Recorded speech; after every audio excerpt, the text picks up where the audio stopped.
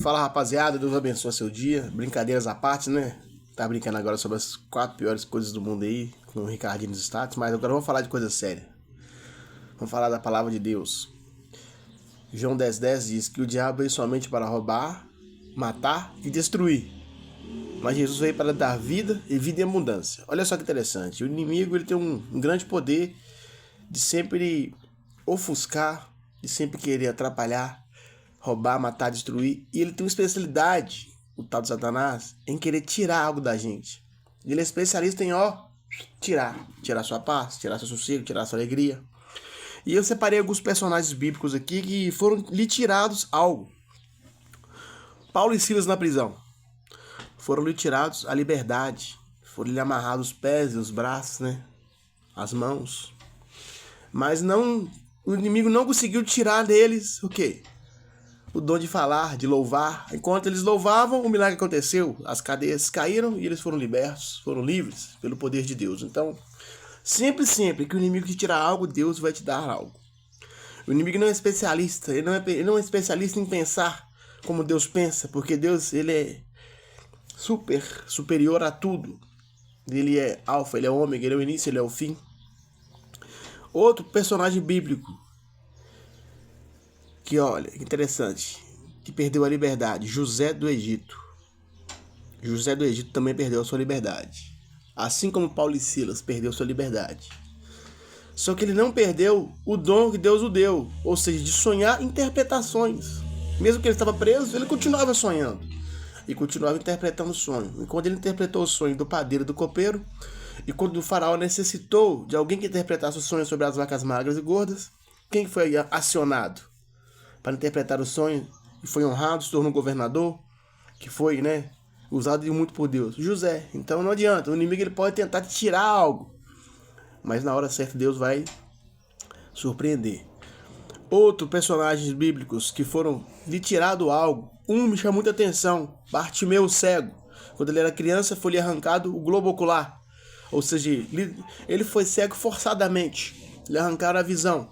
Só que porém, a Bíblia diz em Marcos 10,46 que quando Jesus passava por Jericó, ele ouviu que era Jesus de Nazaré passando e começou a clamar e a dizer: Jesus, filho de Davi, tem compaixão de mim.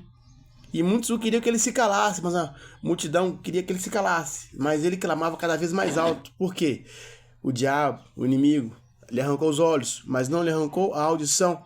Então você, às vezes não enxergamos muitas coisas, podemos estar cegos por algumas coisas no mundo, mas temos o poder de ouvir. Se você ouve que Jesus existe, que ele pode curar, libertar, que ele pode transformar vidas, fique atento a esse ouvir de Jesus, a esse passar de Jesus, porque Bartimeu ouviu Jesus passando.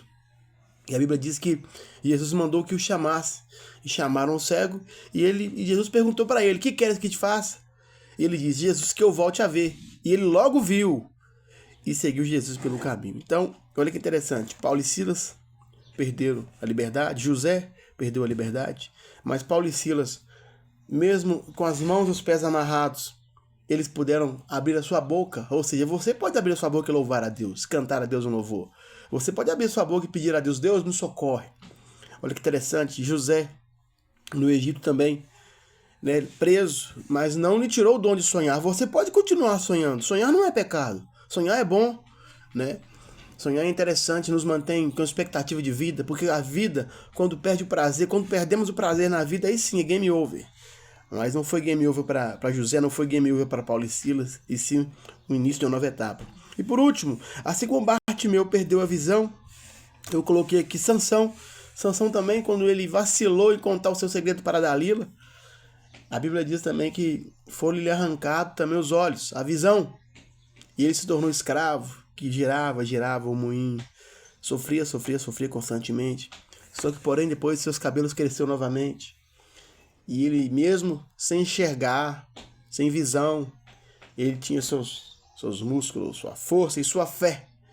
Então você tem seus músculos, você tem seu corpo físico e sua fé.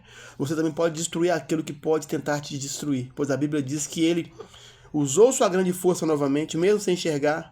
Não que foi um efeito kamikaze suicida, mas ele, com propósito, ele derrubou o palácio, ele quebrou aquelas colunas daquele palácio, destruiu tudo, matou todo aquele povo ruim. Então é assim que eu queria que você entendesse. Mesmo que o inimigo ele tire de você algo, Deus tem algo para poder te oferecer lá na frente. Sabe por quê? Porque o inimigo é tão especialista em querer tirar algo que até de Jesus Cristo, o autor e consumador da nossa fé, ele pensou, venci, tirei a vida dele, matei ele na cruz. Só que porém, no terceiro dia, ele ressuscitou por mim e por você e continua aqui, ó, nos contemplando. Ele está aqui no ar, ele está aqui no vento, ele está aqui no meu trabalho, ele está aí na sua vida, na minha vida, ele está no meu sorriso e no seu sorriso, ele está no meio das nossas lutas e é com você que ele quer falar contigo hoje. Então não se preocupe se for lhe tirado algo, assim como foi tirado de Paulo e Silas, foi tirado de José, foi tirado de Bartimeu, foi tirado de Sansão e assim como outros e outros na Bíblia. Vemos que o inimigo sempre tentou tirar, olha só, tirou de Jó a própria família. Tirou de Jó os bens materiais, mas foi restituído tudo novamente. Então, se você crê que mesmo se você perdeu algo, é porque Deus quer te dar algo melhor lá na frente, creia, deixe seu comentário e vamos que vamos. Deus abençoe, é nóis, tamo junto.